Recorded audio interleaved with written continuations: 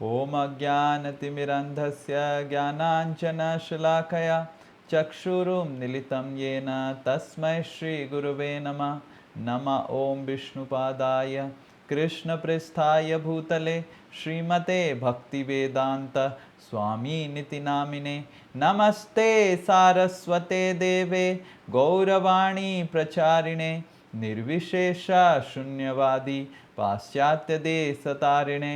हे कृष्णा करुणा सिंधु दीनबंधु जगतपते गोपेश गोपिका कांता राधा कांता नमस्तुते।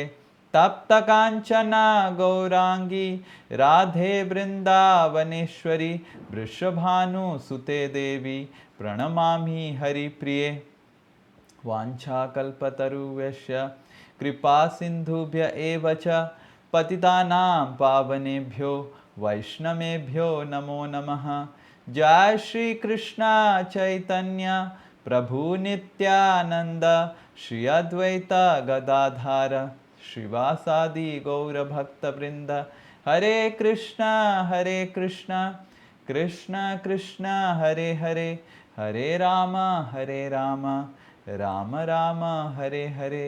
मूकं करोति वाचालं पंगुं लंघायते गिरिं यत्कृपातमहं वन्दे श्रीगुरुदीनतारिणं श्रीपरमानन्दमाधवं श्रीचैतन्यमीश्वरम्।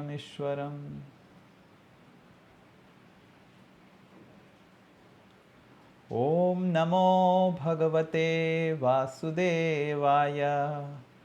ॐ नमो भगवते वासुदेवाय। ॐ नमो भगवते वासुदेवाय। नारायणं नमस्कृत्य नरं चैव नरोत्तमं देवीं सरस्वतीं व्यासं ततो जयमुदीरये। हरे कृष्ण। तो हम सब भगवान कृष्ण को स्वागत करने के लिए हम बहुत ही श्रद्धापूर्वक भगवान की कथा और लीला श्रवण कर रहे हैं जन्माष्टमी महोत्सव के लिए। पिछला कक्षा में हमने देखा एक्चुअली वृंदावन धाम को श्रवण के माध्यम से ही देखा जा सकता है। तो पिछला कक्षा में हमने देखा बोलना सबसे सही होगा और उपयुक्त होगा। भगवान को हम देखते हैं, लोग देखने आते हैं और मंदिर में आते हैं और बताते हैं कहाँ है भगवान आपके। तो हम बोलते हैं ये भगवान है हमारे, ना ये तो मूर्ति है, ये तो पत्थर की मूर्ति है, और वो चले जाते हैं। पर भगवान को और भगवान की जितने सारे गुण हैं उसको हम सुन के देख सकते हैं, महसूस कर सकते हैं श्रवण के माध्यम से।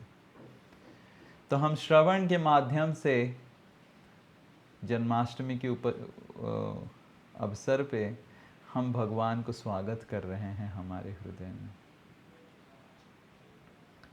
तो पिछला कक्षा में हमने देखा कि किस तरह भगवान जब वेणु नाद करते हैं, वेणु और बंसी भगवान की प्रिय सखी है, जिससे भगवान सारे ब्रह्मांड को उनकी प्रेम के प्रति आकर्षण करते हैं। कृष्ण का नाम कृष्ण है, आकर्षयति कृष्ण, और वेणु उनको सहाय्य करता है सबको आकर्षण करने के लिए।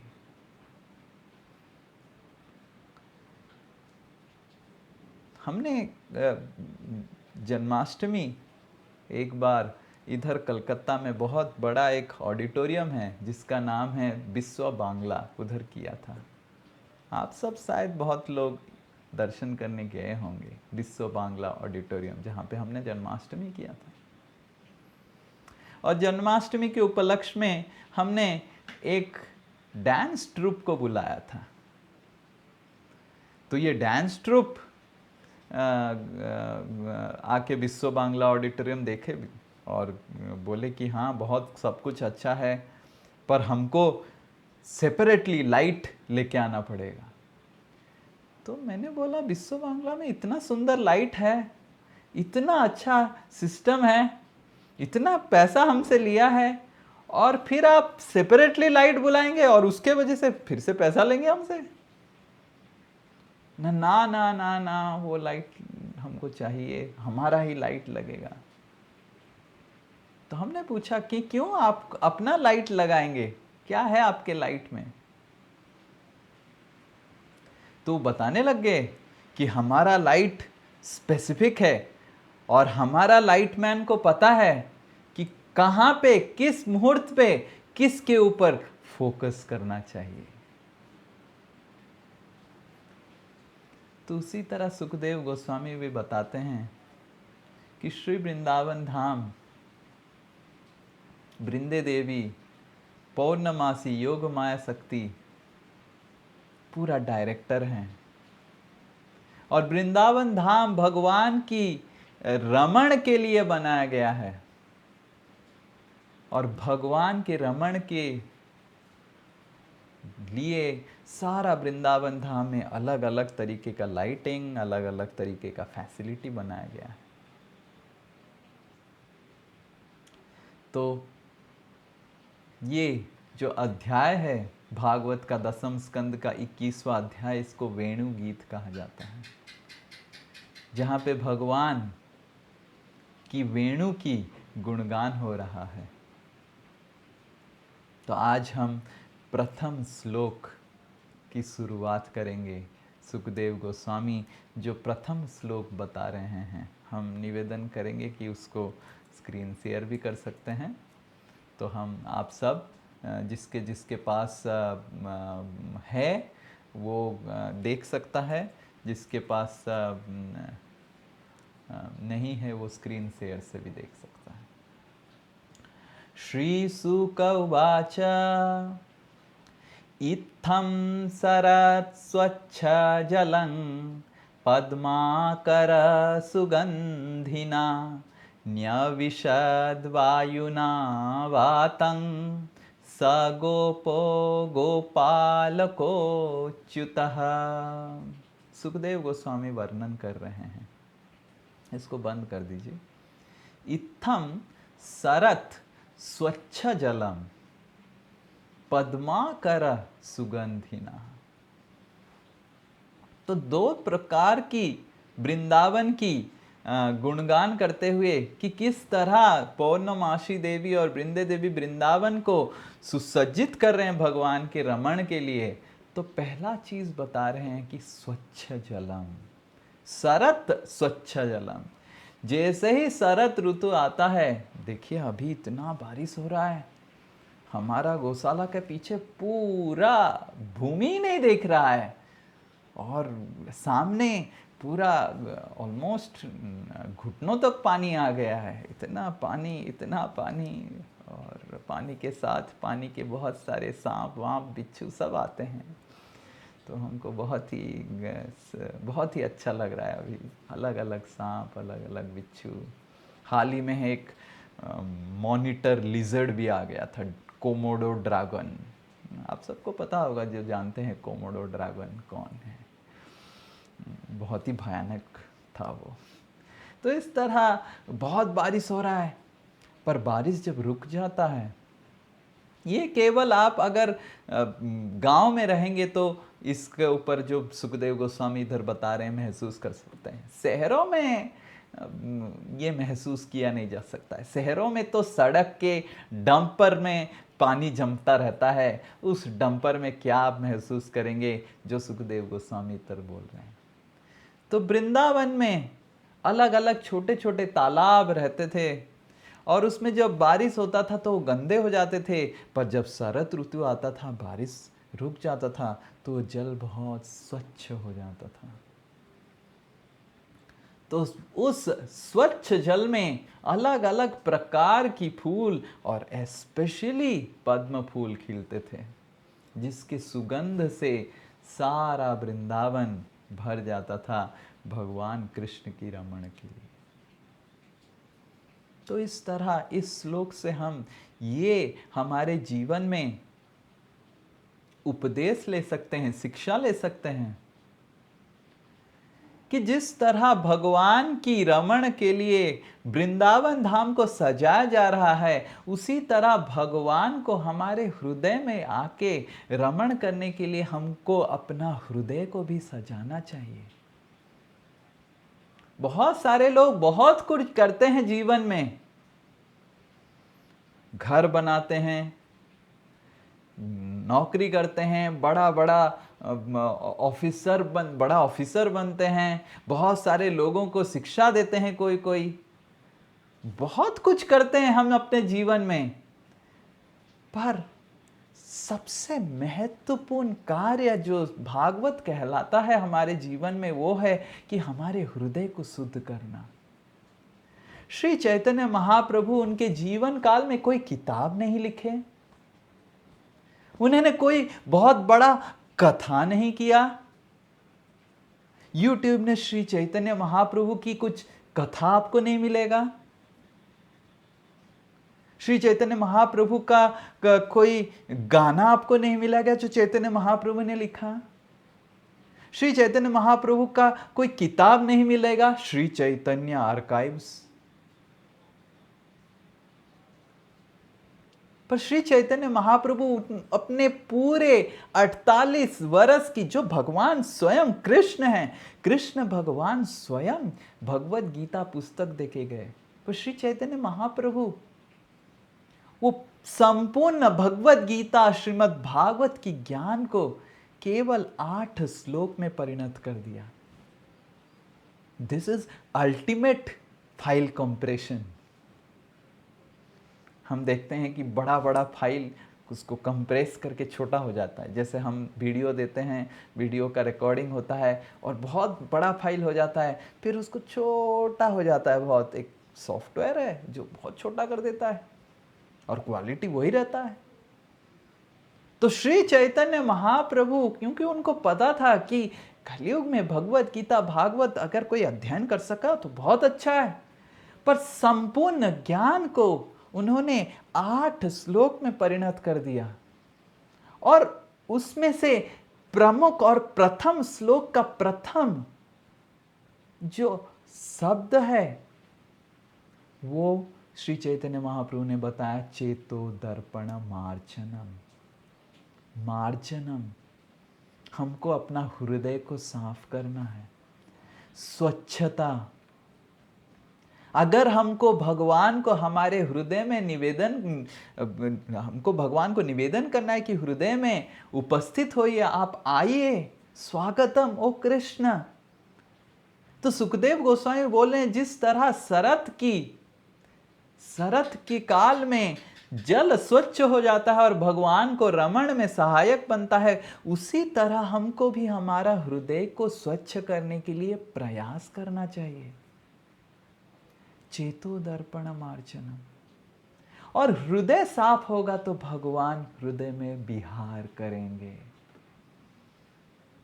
तो ये प्रथम शिक्षा है भगवान को हमारे जीवन में स्वागत करने का, जो सुखदेव गोस्वामी श्लोक में के माध्यम से हमको बता रहे हैं कि हमको सबसे महत्वपूर्ण प्रोजेक्ट जो हमारे जीवन में लेना है वो है घर बनाना नहीं, वो है बच्चों को पालना नहीं, वो है बच्चों को शादी करवाना नहीं, वो है नौकरी नहीं करवाना है। वो सब बहुत महत्वपूर्ण है, पर इन सबसे ज्यादा महत्वपूर्ण वो है कि हमको हमारा हृदय को साफ करना चाहिए। तब भगवान कृष्ण हमारे हृदय में विहार करेंगे। और हाल ही में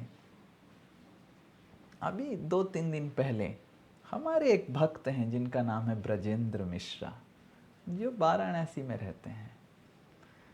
तो उनसे मैं बात कर रहा था, तो वो बात तो किए थोड़ा समय तक, पर वो अपने बड़े भाई को फ़ोन दे दिए, प्रभु जी हमारे बड़े भाई साहब आए हैं तो आप फ़ोन लीजिए। तो मैं बात किया, मैं पहली बार बात कर रहा हूँ उनसे, और जब बात किया बड़े भाई से तो वो कुछ एग्रीकल्चर के बहुत बड़े डिस्ट्रिक्ट सुपरवाइजर, कुछ कुछ बड़े, हमको समझ में नहीं आया क्या एग्रीकल्चर में कुछ कर रहे हैं बड़े पोजीशन में।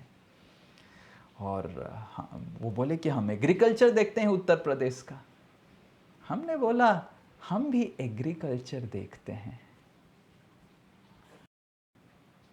तो वो हमसे जब बात करवाए तो हमको पता चला कि एग्रीकल्चर में कुछ तो वो कर रहे हैं। तो हम बोले कि हम भी एग्रीकल्चर में बहुत कुछ कर रहे हैं।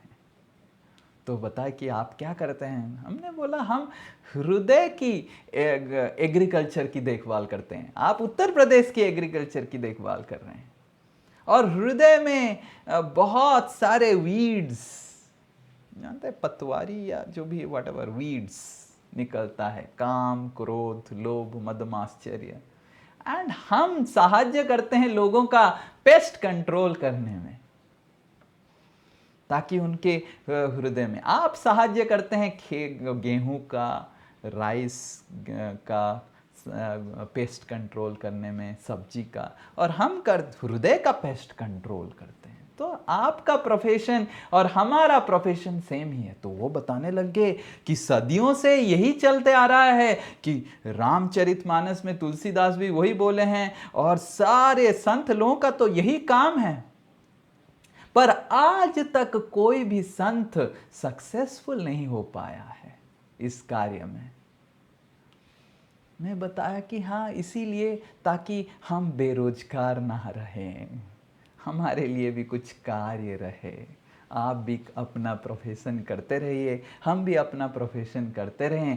पर सुखदेव गोस्वामी भागवत में बताते हैं इसी श्लोक से कि पद्माकर सुगंधि नाम, स्वच्छ जल तो हो जाता है, हमारा हृदय तो स्वच्छ हो जाता है, पर अगर हृदय में अच्छा गुण, भगवान की भक्ति का गुण को हम संचारित नहीं करेंगे,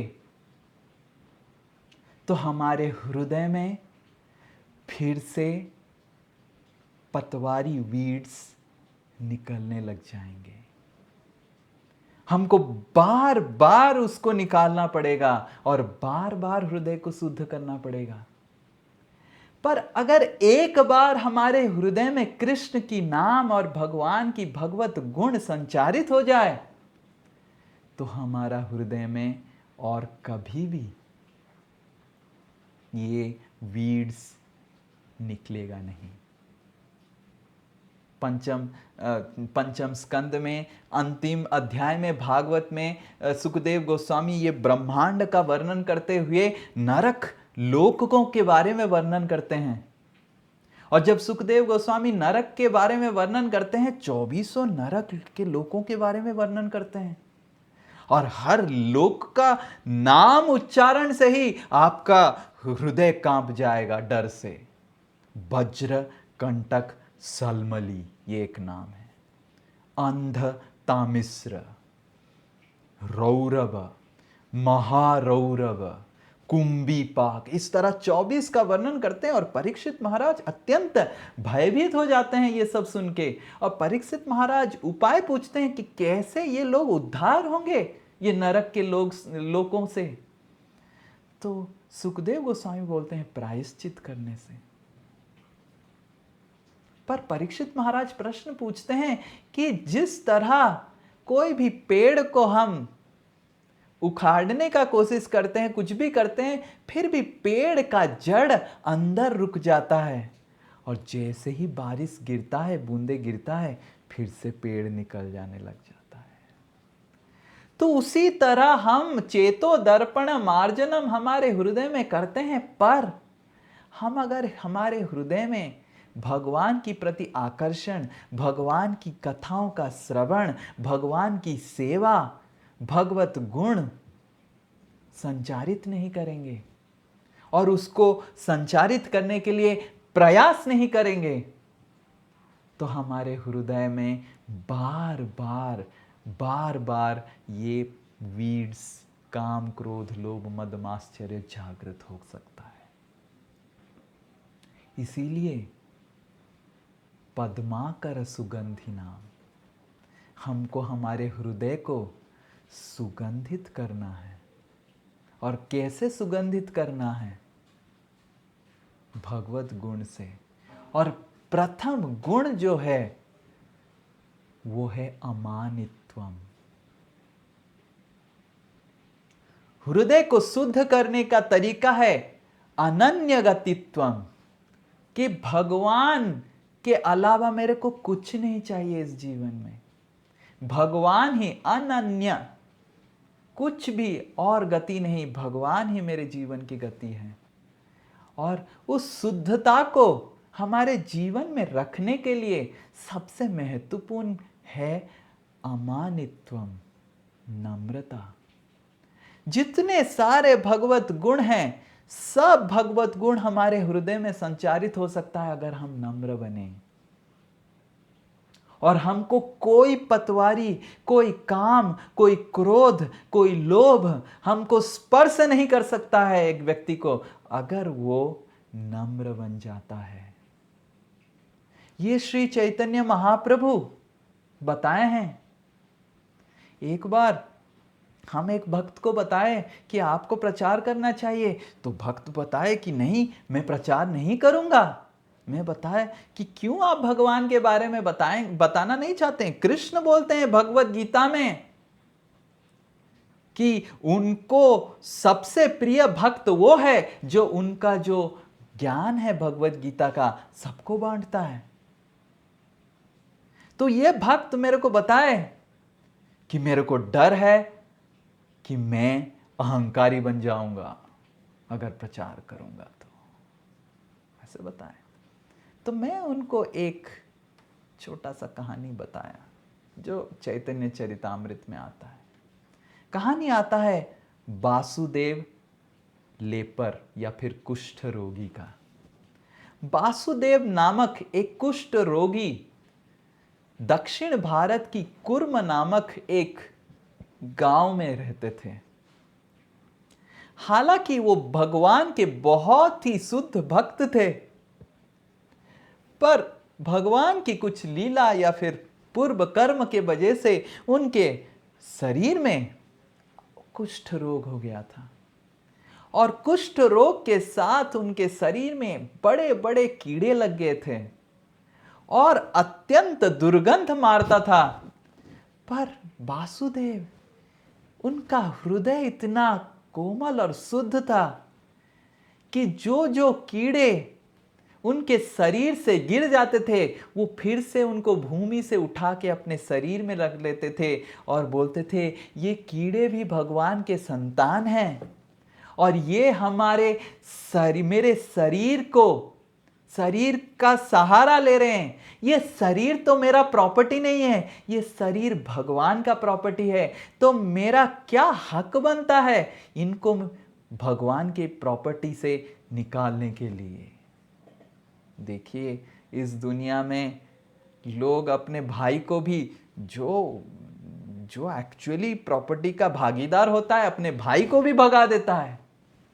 तो वासुदेव लेपर की चेतना, कुछ भक्त वासुदेव जी का चेतना इतना उत्कृष्ट था कि भगवान ने उनको स्थान दिया है मेरे शरीर में, तो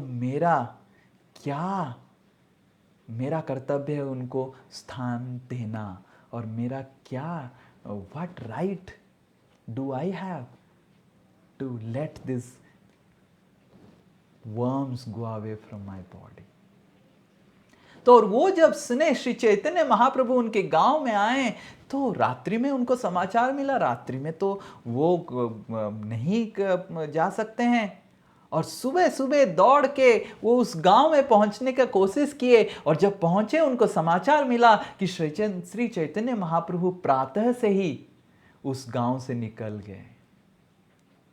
वासुदेव लेपर, उनका दुख ये दुख कि श्री चैतन्य महाप्रभु का दर्शन नहीं हो पाया, इतना हृदय विदारक था कि वहीं पे वो मूर्छित हो गए। और श्री चैतन्य महाप्रभु स्वयं भगवान कृष्ण है, सबके हृदय में है।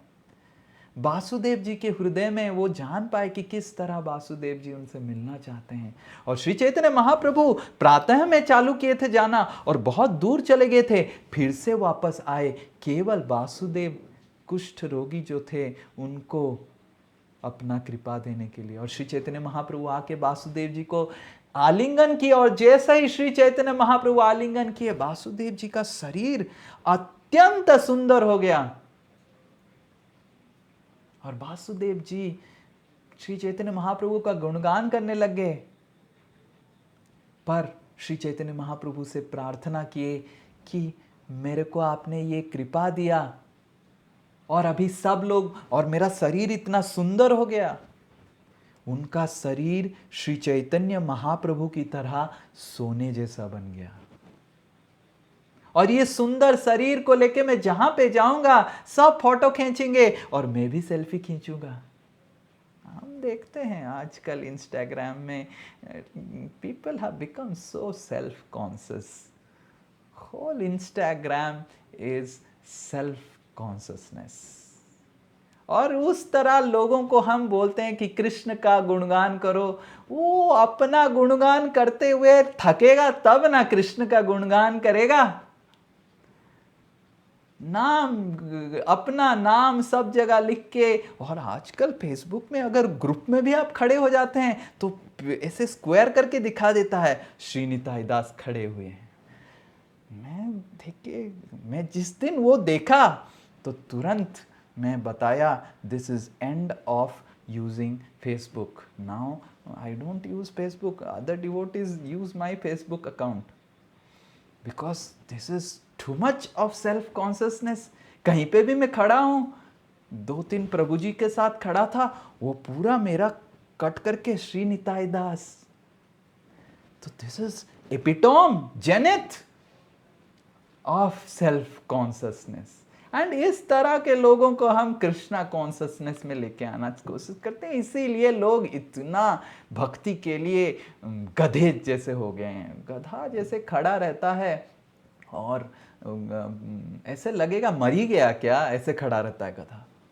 तो उसी तरह हम चिल्ला चिल्ला के लोगों को बोलते हैं हरि नाम करो, कथा सुनो, भगवान के धाम जाओ, नहीं तो कुत्ते बिल्ली बन जाओगे अगले जीवन में, पाप मत करो। लोग गधे की तरह खड़े रहते हैं और मुंह हिलाते हैं जैसे सब समझ के, पर कुछ करते नहीं है because of so much of self consciousness through Instagram, through Facebook.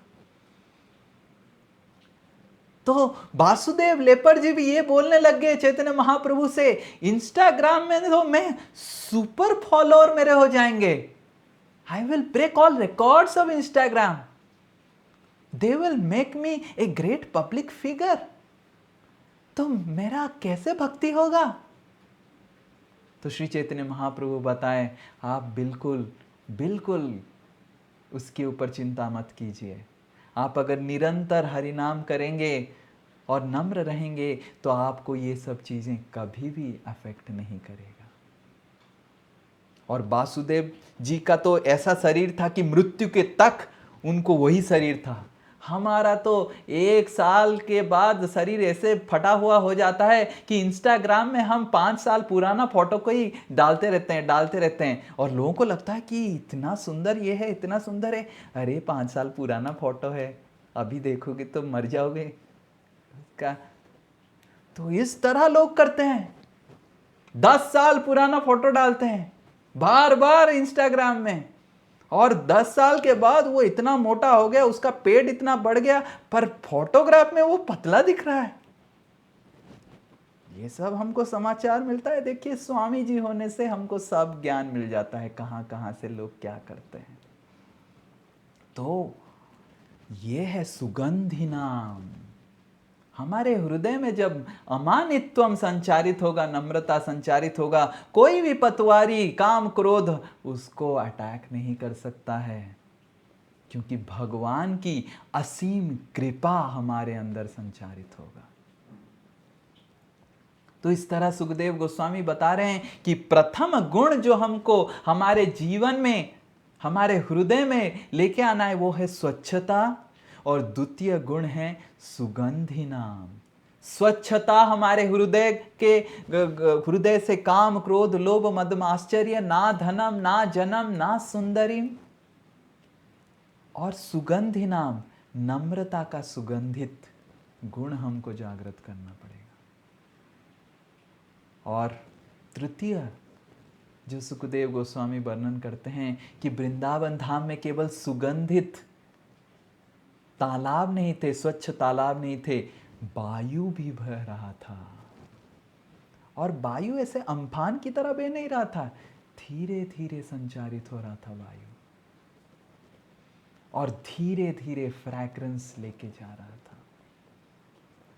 तो उसी तरह हम कितने भी स्वच्छ हैं, कितने भी नम्र हैं, कितने भी हमारा भगवान के प्रति आकर्षण है, पर भगवान को प्रसन्न करने का जो तृतीय, भगवान को हमारे हृदय में स्वागत करने का जो तृतीय शिक्षा है जो सुखदेव गोस्वामी इसमें से दे रहे हैं, कि हमको भगवान के दूसरे जीवात्माओं के पास पहुंचना है और भगवान की जो वाणी है उसको पहुंचाना है, प्रचार कार्य। जिस तरह वायु, हालांकि पद्म के पास तो गंध है, पर वायु उस गंध को सारे वृंदावन धाम में फैला देता है भगवान की रमण के लिए। उसी तरह हमारे हृदय में भक्ति है, श्रील प्रभुपाद जी के हृदय में भक्ति है, गुरु परंपरा के हृदय में भक्ति है, पर हम अगर उस गुरु परंपरा की भक्ति की संचार और प्रचार में जिस तरह वायु करते हैं, पद्माकर सुगंधि नाम, पद्म की गंध को सारे वृंदावन में फैलाने का, अगर हम गुरु परंपरा की भक्ति, हमारे आचार्य वृंदों की टिक्का टिप्पणी, उनकी भक्ति, उनकी साक्षात्कार को संचारित करने का जिम्मेदारी लेंगे, सबको बताने का जिम्मेदारी लेंगे, हमारे हृदय में जरूर भगवान आके वास करेंगे। तो ये तृतीय शिक्षा सुखदेव गोस्वामी बता रहे हैं कि वायुना वातम, हमको भगवान की वाणी को लोगों के पास पहुंचाना है। तो इस तरह सुखदेव गोस्वामी वर्णन करने के बाद द्वितीय श्लोक बताते हैं कि प्रथम श्लोक में सुखदेव गोस्वामी एनवायरमेंट, एम्बियंस, कैसे जल था, खुशबू कैसे था, अभी सुखदेव गोस्वामी साउंड के बारे में बताएंगे। नेक्स्ट श्लोक प्लीज। तो नेक्स्ट श्लोक है द्वितीय श्लोक। इसका थोड़ा जो मीटर है, छंद है, थोड़ा अलग है। कुसुमित वनराजी सुस्मि भृंगा द्विजकुल घुष्टा सरासरिन् महीन्द्रम मधुपतिरवगाह्य चारयन्गा सह पशुपाल बलश्चुकूज वेणुं कुसुमित वनराजी सुस्मि भृंगा द्विजकुल घुष्टा सरासरिन् महीन्द्रम मधुपतिरवगाह्य चारयन्गा सह पशुपाल बलश्चुकूज वेणुं। तो इसको बंद कर दीजिए। कुसुमित वनराजी सुस्मि भृंग, इधर बताया गया है कि भृंग जो बहुत कुसुमित, बहुत सारे पुष्प हैं वृंदावन में, बहुत सारे भृंग करके उड़ रहे हैं। और द्विजकुल घुष्ट, there are lot of types of birds which are also singing in different tones. कोई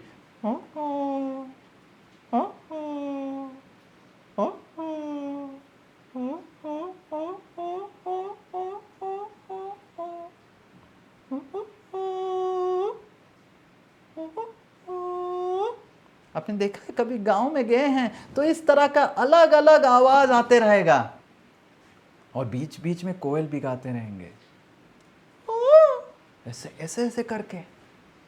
तो इस तरह अलग अलग द्विज कुल घुष्ट जो सबसे सुंदर सुरीले जो पंछियां हैं वो सब गा रहे थे। और उस समय भगवान जो है मधुपतिर, भगवान का नाम इधर सुखदेव गोस्वामी मधुपति के नाम से दे रहे हैं। उस समय भगवान चुकूज वेणु, अपना वेणु उठाए,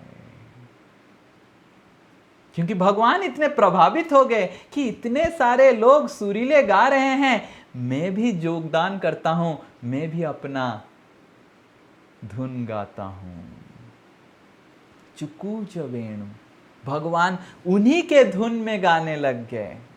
ये वृंदावन धाम है। Vrindavan Dham is the dham of ultimate symphony, जहां पे हर व्यक्ति सोचता है कि किस तरह में जो चल रहा है उसके लीला का एक पार्ट बन जाऊं। No one claims the ultimate proprietorship of Vrindavan Dham, even Shri Krishna himself. भगवान भी खुद एक कलाकार बन जाते हैं वृंदावन धाम की लीला में,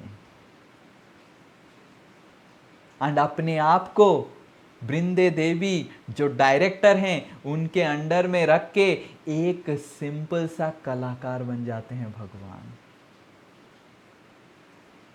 तो इधर सुखदेव गोस्वामी बता रहे हैं कि वृंदावन में सारे द्विज कुला जो सारे पंछियां हैं और जो भृंग हैं, they have become the main actors and actress, and Krishna is playing a supporting role। पर भगवान को सुखदेव गोस्वामी मधुपतिर का संज्ञा दे रहे हैं। क्यों? मधु का 3 अर्थ है संस्कृत में, और मधुपति मतलब द लॉर्ड ऑफ मधु, मधु के पति। मधु का प्रथम अर्थ यह है कि मधु मतलब भृंग, भौरा। मधु का द्वितीय अर्थ है कि मधु मतलब माधव ऋतु या फिर बसंत ऋतु, और मधु का तृतीय अर्थ है हनी, शहद। तो हम देखेंगे कि क्यों सुखदेव, हमारे आचार्यगण बताए हैं कि क्यों भगवान को मधुपति कहलाया जाता है। प्रथम है बसंत ऋतु। सुखदेव गोस्वामी मधुपति बता रहे हैं कि क्योंकि अभी शरद ऋतु चल रहा है वृंदावन में, पर भगवान की वजह से वृंदावन में हालांकि शरद ऋतु चल रहा है, पूरा ऋतु के राज वसंत ऋतु चिरस्थायी बन गए हैं और वृंदावन में रह रहे हैं, इसीलिए मधुपति। भगवान की विहार के वजह से शरद ऋतु हो, ग्रीष्म ऋतु हो, बारिश हो, जो भी ऋतु हो, बसंत की तरह आनंद दे रहा है। इसीलिए भगवान मधुपति है। मधु जो कि भृंग है, वो फूलों के पास जाता है और फूल खिलेंगे तो भृंग जा पाएगा, पर भगवान मधुपति इसीलिए भी हैं कि भगवान जब विहार करते हैं तो फूल खिलने लग जाता है।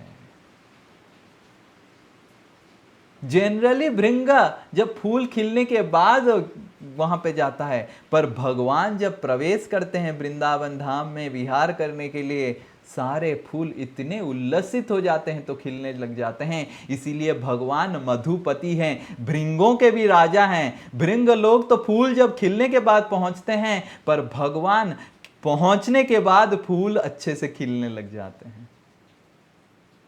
और हमारे आचार्यगण बोलते हैं कि भगवान मधुपति इसलिए भी हैं क्योंकि मधु भृंग तो खाली फूलों के पास जाता है और फूलों को खिलने में सहायक बनता है, पर भगवान कृष्ण तो हृदय को खिला देते हैं, हृदय को उल्लसित कर देते हैं। और ये हमने खुद देखा है।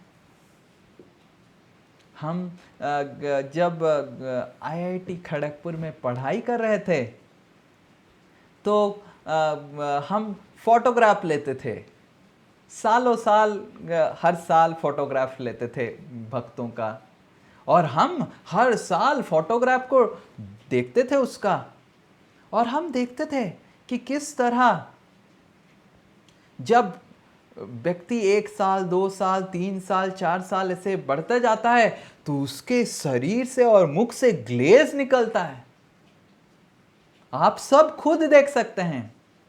आप अपने भक्ति के आने से पहले अपना फोटोग्राफ देखिए और भक्ति के आने के कुछ सालों के प्रैक्टिस करने के बाद अच्छे से आपका फोटोग्राफ देखिए, उसमें बहुत अंतर होगा। क्यों? क्योंकि भगवान मधुपति हैं। भक्त लोग तो कुछ भी ज़्यादा पेंटिंग, ब्राइडल मेकअप वो सब ज़्यादा कुछ नहीं करते हैं, पर भक्त लोग ज़्यादा सुंदर दिखते हैं। क्यों? क्योंकि भगवान मधुपति हैं। भृंग तो फूलों को खिलाता है, पर हमारे जीवन, हमारे हृदय को खिलाते हैं कृष्ण भगवान, इसीलिए उनका नाम मधुपति है। और मधु का अर्थ भी है शहद, हनी। और भगवान को मधुपति इसीलिए भी कहा जाता है क्योंकि शहद तो मीठा है, पर भगवान सारे मीठा वस्तु से भी मीठे हैं। सेहत तो केवल चखने से मीठा है, भगवान तो सब चीज में मीठे हैं। इसीलिए वल्लभाचार्य गाने में लिखते हैं, अधरम मधुरम बदनम मधुरम हसनम मधुरम गमनम मधुरम मधुराधिपतेरखिलम मधुरम। मधुराधिपतेर अखिलम मधुरम। सेहद का शहद हनी जो भी है, I don't know how to pronounce it in Hindi, जो हनी है वो तो केवल चखने में मधु है, भगवान तो दर्शन में मधु है, भगवान की नाम मधु है, भगवान की कथा मधु है, भगवान की प्रसाद मधु है। और क्योंकि हम भौतिक जीवन में इतने गिरे हुए हैं, केवल भगवान की प्रसाद हमको मधु लगता है, पर एक्चुअली भगवान का सब कुछ मधु है। अखिलम मधुरम मधुराधिपतेर, सब कुछ भगवान की मधुर है। तो इसीलिए मधुपति हैं भगवान। और वही मधुपति अभी वेणु उठाए हैं, भगवान की जो प्रिय सखी है उनको उठाए हैं, और सारे लोक राशियों को मनोहर करने के लिए। और जब भगवान वेणु उठाते हैं और बजाने लग जाते हैं, सारे ब्रज गोपियां बहुत दूर हैं और उसको सुन के इतने विचलित हो जाते हैं। सारे गोपियां भगवान की वेणु की गुणगान करने लग जाते हैं। तो जो सुखदेव गोस्वामी वर्णन करने वाले हैं आगे जाके, वो सारे गोपियों की भगवान की वेणु की महिमा के बारे में गुणगान है। सारे गोपी लोग भगवान की वेणु की महिमा का गुणगान कर रहे हैं। तो उसके बाद वाला श्लोक में सुखदेव गोस्वामी बता रहे हैं कि इसको सुन के ब्रज स्त्रियों का क्या हालत होता है। तद ब्रज स्त्रिय आश्रुत्य वेणु गीतम स्मरोदयम काश्चित् परोक्षम कृष्णस्य स्वसखिभ्यो अन्ववर्णयम्। तद ब्रज स्त्रिय आश्रुत्य, तद ब्रज स्त्रिय आश्रुत्य, जैसे ही ब्रज स्त्री लोग सुने उसको, जैसे ही सुने वेणु गीत स्मरोदयम, उनके हृदय में तीव्र कृष्ण प्रेम उदय होने लग गया। काश्चित परोक्षम कृष्णस्य, पर कृष्ण को परोक्ष, परोक्ष मतलब इनडायरेक्टली वो गुणगान करने लग गए। क्यों इनडायरेक्टली? क्योंकि वो दिखाना नहीं चाहते थे कि कृष्ण कैसे कृष्ण को वो प्रेम करते हैं। पता नहीं लोग क्या सोचेंगे, मेरे पिताजी क्या सोचेंगे, मेरे भैया क्या सोचेगा, मेरा छोटा भाई क्या सोचेगा, मेरे माता क्या सोचेंगे, किसका गुणगान कर रहा है। आजकल तो कुछ भी करते हैं लोग, लड़कियां लोग तो, पर पहले ज़माने में लड़कियों में बहुत मार्जन था, मतलब they were really really very very shy. तो परोक्ष रूप में गुणगान कर रहे हैं। और ये हम अपने जीवन में भी देखे हैं कि कैसे भय, परिवार वर्गों से भय एक परोक्ष रूप में परिणत हो जाता है। आप ध्यान से सुनिए ये कहानी। ये कहानी मेरे हृदय के लिए बहुत ही प्रिय है। जब हम भक्ति में आए 2005 में, तो पहली बार हम हमारे घर में माताजी पिताजी को बताए कि मैं हरे कृष्ण महामंत्र जाप कर रहा हूँ, और वो बहुत ही विचलित हो गए।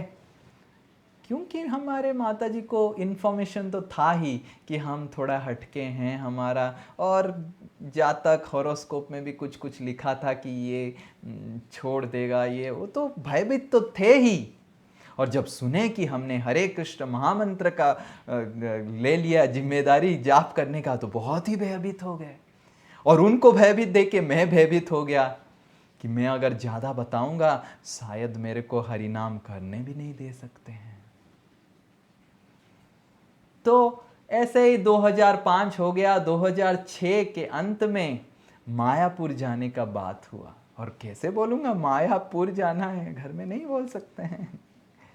तो हमने बताया कि खड़गपुर में समर वैकेशन में कुछ सॉफ्टवेयर ट्रेनिंग वर्कशॉप होगा, जहाँ पे हमको सॉफ्टवेयर सिखाया जाएगा। तो एक्चुअली सॉफ्टवेयर सीखना था हमको, और सही में सॉफ्टवेयर सीखना था, पर सॉफ्टवेयर के साथ हमको मायापुर भी जाना था। तो इस इच्छा से हमने सॉफ्टवेयर ट्रेनिंग हम लेंगे करके, पिताजी से परमिशन मिल गया, हाँ सॉफ्टवेयर सीखो बहुत इंपॉर्टेंट है। तो हमको सॉफ्टवेयर तो सीखना था ही, पर महत्वपूर्ण ये था कि सॉफ्टवेयर हमको, हमारा जो रियल सॉफ्टवेयर है मन बुद्धि अहंकार, उसको क्लीन करने में सहायक होगा, और हम मायापुर जाएंगे। तो हम ट्रेन में बैठ गए, और ट्रेन में जब बैठ के, ट्रेन के बगल में और एक लड़का भी था हमारे वयस का, वो NIT वारंगल का था, उनका नाम आदित्य था। वो, उनके पिताजी भी उनको छोड़ने आए थे स्टेशन में, वो हमारे बगल में बैठ गए, और मेरे पिताजी भी खड़े थे, उनके पिताजी भी खड़े थे। वो बोले आपके बेटा कहाँ जा रहा है? ना मेरा बेटा सॉफ्टवेयर ट्रेनिंग के लिए जा रहा है खड़गपुर। तो आपका बेटा कहाँ जा रहा है? ना मेरा बेटा भी सॉफ्टवेयर ट्रेनिंग के लिए खड़गपुर जा रहा है। तो मेरे को तो बहुत भयभीत हो गया मैं कि बाप रे, ये अगर लड़का बोल दिया कि सॉफ्टवेयर ट्रेनिंग कम होता है और वैष्णव ट्रेनिंग ज़्यादा होता है, तो मेरा क्या होगा? तो मेरा हृदय बहुत दुख दुख होने लग गया, और मैं उस लड़के की ओर देखने लगा, मेरे उम्र के ही थे, और वो भी मेरे ओर देख रहा है, और हम दोनों कुछ बात नहीं कर रहे हैं। हम थोड़ा सा नाम क्या है बता दिए, और उनके पिताजी बोले इसके साथ दोस्ती करो, तुम NIT से है, ये IIT से है, इसके साथ दोस्ती करेगा, इसके साथ सॉफ्टवेयर ट्रेनिंग करेगा, तुम्हारा भी उन्नति होगा, नंबर ले लो, ये हो। तो हमने भी किसी तरह ज़बरदस्ती से नंबर ले लिया। मेरे पिताजी और उनके पिताजी उतर गए, ट्रेन छूट गया, और फिर मैं कुछ नहीं बोल रहा हूँ, मैं बैठ गया ऐसे ही, और वो भी बैठ गए, वो भी कुछ नहीं बोल रहे, मैं भी कुछ नहीं बोल रहा हूँ। ऐसे 1 घंटा चला गया, और 1 घंटे के बाद वो एक श्रील प्रभुपाद जी की किताब निकाले, और मैं एक्चुअली थोड़ा दूर बैठ के मैं भी एक किताब निकाला श्रील प्रभुपाद जी का, और कुछ समय के बाद मैंने उनको देखा कि वो भी श्रील प्रभुपाद जी की किताब पढ़ रहे हैं, और वो मेरे को देखे कि मैं भी श्रील प्रभुपाद जी की किताब पढ़ रहा हूं, और दोनों इतना आनंदित हो गए कि दोनों खड़े हो गए और दोनों आलिंगन करने लग गए कि क्या आप मायापुर जाने वाले हैं? क्यों? मैंने बोला मैं मायापुर जाने वाला हूं। वो बोले मैं भी मायापुर जाने के लिए जा रहा हूं, खड़गपुर। और हम दोनों आंखों से हमारा पानी निकलने लग गया कि हम दोनों मायापुर जाएंगे। उसी तरह गोपियों का भी हालत हो रहा है। गोपी लोग छुपा रहे हैं अपने पिताजियों से, भाइयों से सब कुछ, और जब गोपी लोग खाना बनाते समय कुछ परोक्ष रूप से इंगित कर रहे हैं कि मैं कृष्ण का गुणगान कर रहा हूं, दूसरे गोपी दूसरे किचन से, क्योंकि ब्रज में सब घर भर सब पास पास रहता है, सुन रहा है और बोल रहा अरे ये भी कृष्ण से प्रेम कर रहा है, तो भाग के आ जाती हैं दूसरे गोपी के किचन रसोई घर में और आलिंगन करते हैं, रोने लग जाते हैं, क्या तुम भी कृष्ण से आकर्षित हो? और ये गोपी भी बोलते हैं मेरा जीवन का एक ही लक्ष्य है कि कृष्ण से आकर्षित होना। तो इस तरह सुखदेव गोस्वामी बता रहे हैं कि परोक्ष रूप में गोपी लोग अलग अलग घर में बातचीत करते थे कृष्ण के बारे में, पर जब सुनते थे आपस में कि ये भी कृष्ण से प्रेम करता है, ये भी कृष्ण से प्रेम करता है, दोनों सब गोपियों में घनिष्ठ संबंध डेवलप होता था। उसी तरह हमने भी देखा कि सॉफ्टवेयर ट्रेनिंग के वजह से हम बात नहीं किए, पर जब सुना कि हम मायापुर जाने वाले हैं तो वो हम दोनों आलिंगन किए। और फिर मैंने बोला कि आपके पिताजी ने मेरे पिताजी का फ़ोन नंबर लिया है, आप अपने पिताजी को मत बताइए कि आप मायापुर जा रहे हैं। तो वो बताए कि आप भी आपके पिताजी को मत बताइए कि हम मायापुर जा रहे हैं, नहीं तो मायापुर हम नहीं जा पाएंगे। तो ये है भक्ति की आकर्षण, कृष्ण की आकर्षण, कृष्ण की आकर्षण की आनंद और उल्लास। हम अगर एकत्रित होना चाहते हैं तो हमको कृष्ण को केंद्र में रखना पड़ेगा। और क्योंकि वृंदावन धाम में केवल एक ही लक्ष्य है कि कृष्ण को केंद्र में रखना, इसीलिए वृंदावन धाम में आनंद और उल्लास है, और आनंद और उल्लास के साथ सौहार्द्य भी है। तो अगर हम जीवन में चाहते हैं वृंदावन धाम में प्रवेश करना, तो हमको कृष्ण को प्रेम करना शिक्षा प्राप्त करना पड़ेगा। और वो शिक्षा का एक ही तरीका है, वो है परस्परम कृष्ण कथोदयम। परस्परम कृष्ण कथोदयम, हमको परस्पर रूप से आपस में कृष्ण के बारे में चर्चा करना पड़ेगा और दूसरों को कृष्ण के बारे में समझाने का कोशिश करना पड़ेगा, और दूसरों से कृष्ण के बारे में श्रवण का आनंद लेना पड़ेगा। ये है वृंदावन धाम में प्रवेश करने का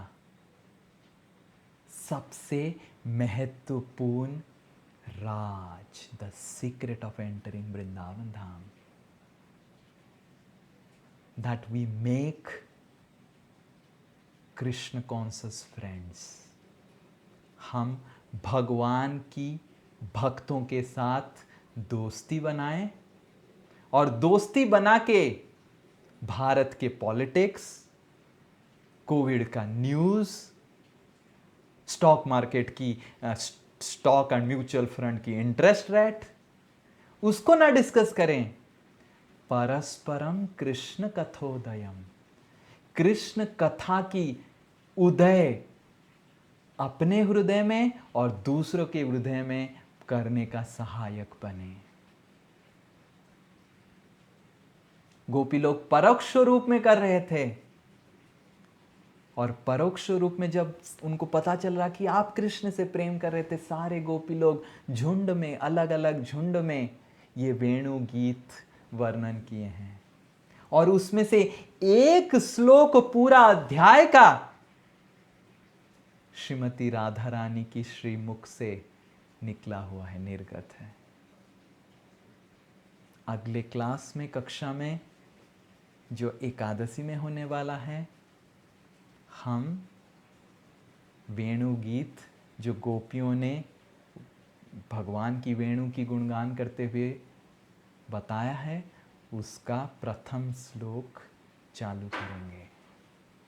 हरे कृष्णा कृष्ण कृष्ण हरे हरे, हरे राम राम राम हरे हरे। श्री वेणु गीत की, श्रील सुखदेव गोस्वामी की, श्री भागवत महापुराण की जय, श्रील प्रभुपाद की, समवेत गौर भक्त वृंद की, निताई गौर प्रेमानंदे।